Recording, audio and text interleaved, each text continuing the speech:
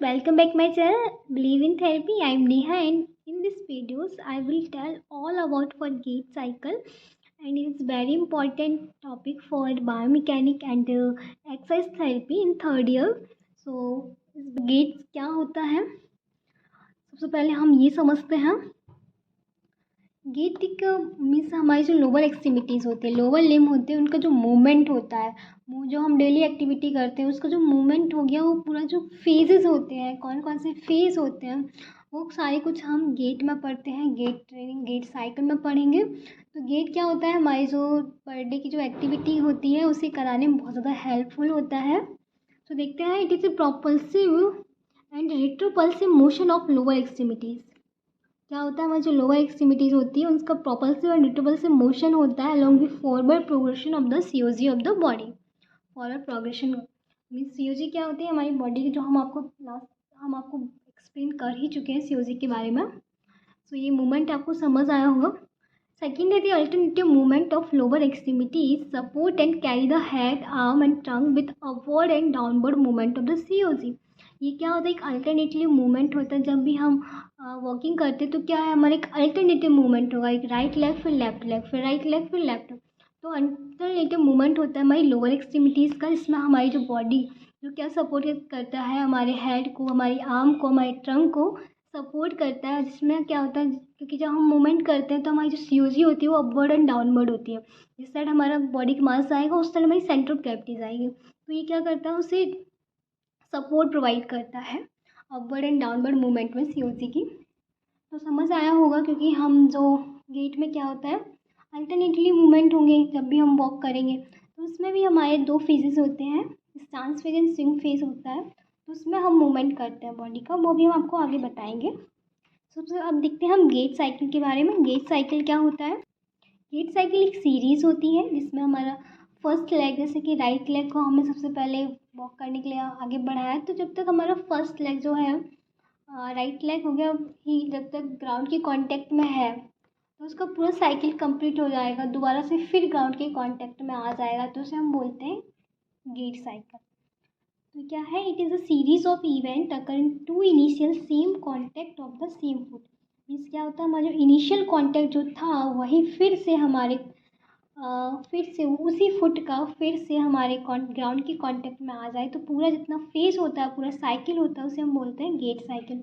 इसे हमने दूसरी लैंग्वेज में भी डिफाइन किया हुआ है, defined as the period of time from one heel strike to the next heel strike of the same limb. जब सेम लिम की एक ही उस टाइम को हम बोलेंगे गेट साइकिल कंप्लीट हुआ, कि जब हमारा सेम लेग है वो हील स्ट्राइक करना स्टार्ट किया, फिर उसके बाद दोबारा से जो हील स्ट्राइक आता है, तो वो पूरा एक पीरियड हो जाता है, एक पूरा टाइम हो जाता है, उसे हम गेट साइकिल बोलते हैं।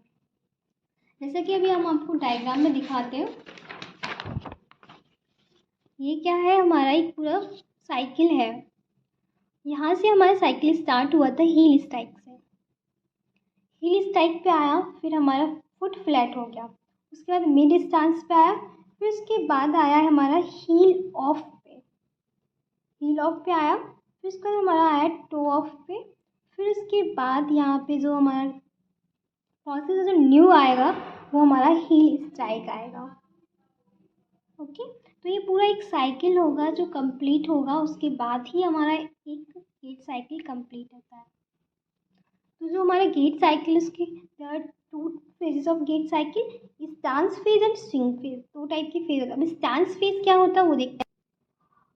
जो हमारा गेट साइकिल होता है वो 100% ड्यूरेशन होता है, उसमें जो स्टांस फेज होता है वो अकेला ही 60% टाइम ड्यूरेशन का होता है।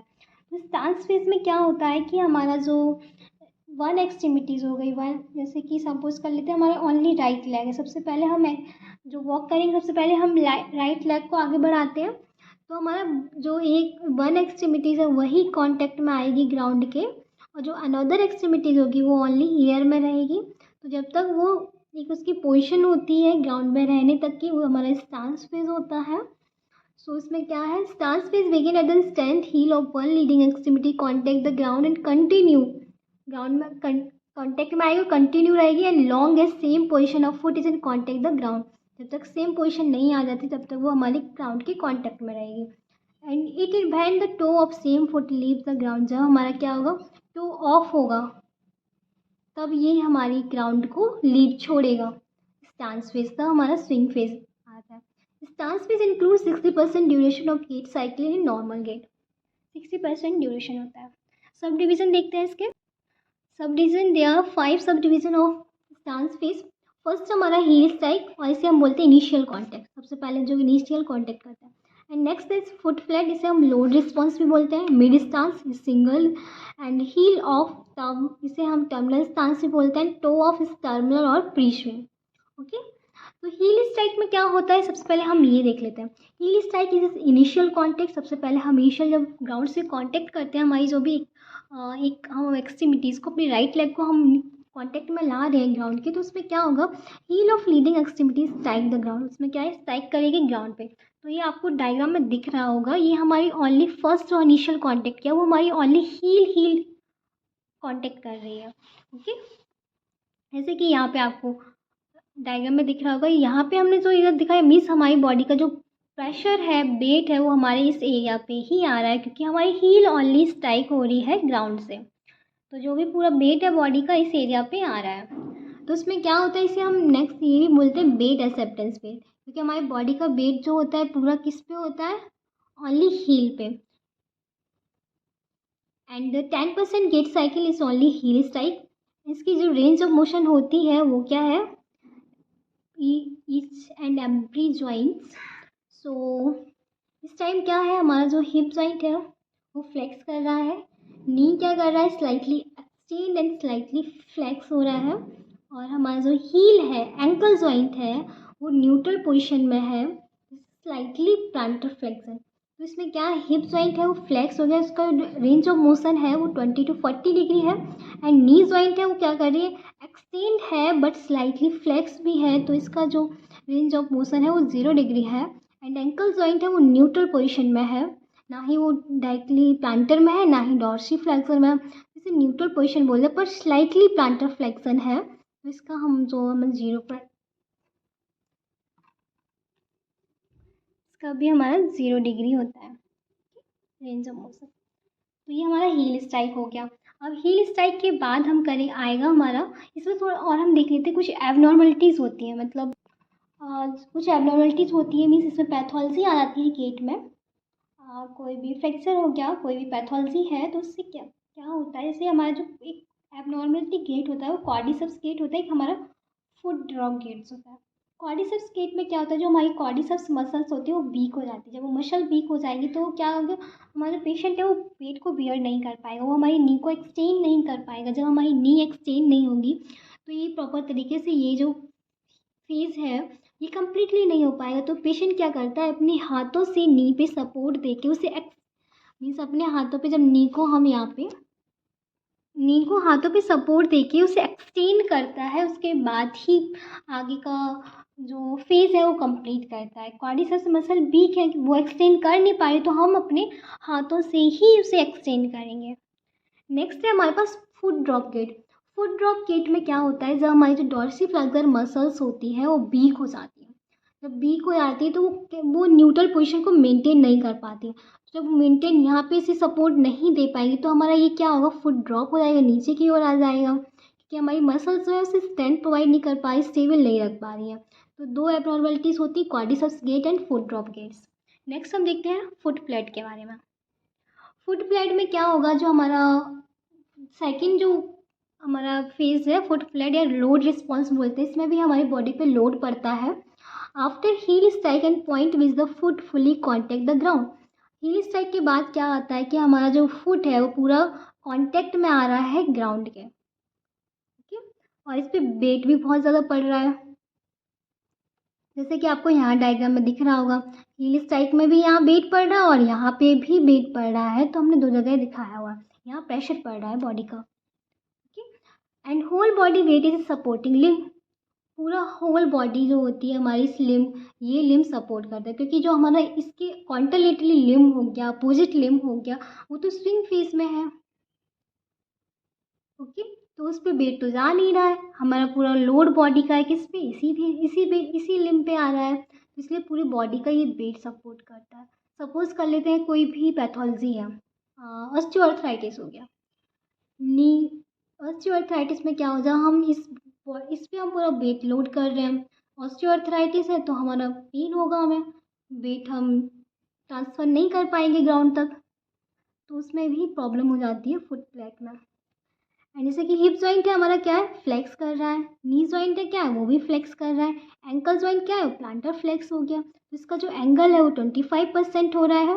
एंड नी का जो एंगल है वो 15% है। एंकल जो हमारा रेंज ऑफ मोशन है वो 10 डिग्री है, सॉरी परसेंट नहीं, 25 range of motion, 15 degree range of motion and 10 degree range of motion.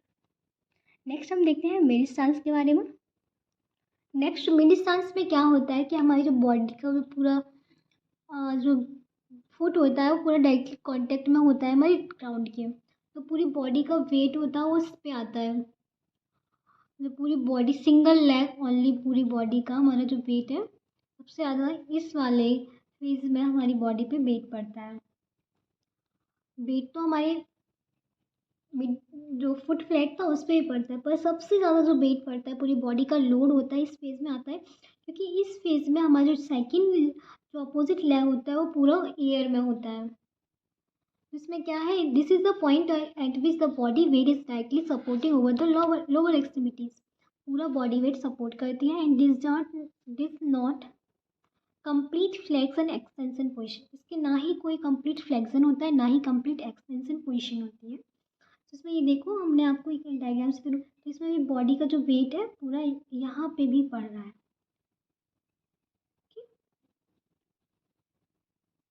Distal metacarpal pharyngeal joint पे भी पड़ रहा है, यहाँ पे भी पड़ रहा है, यहाँ पे भी पड़ रहा है। और सेकंड जो सपोर्टिव लेग होना चाहिए वो स्विंग में है।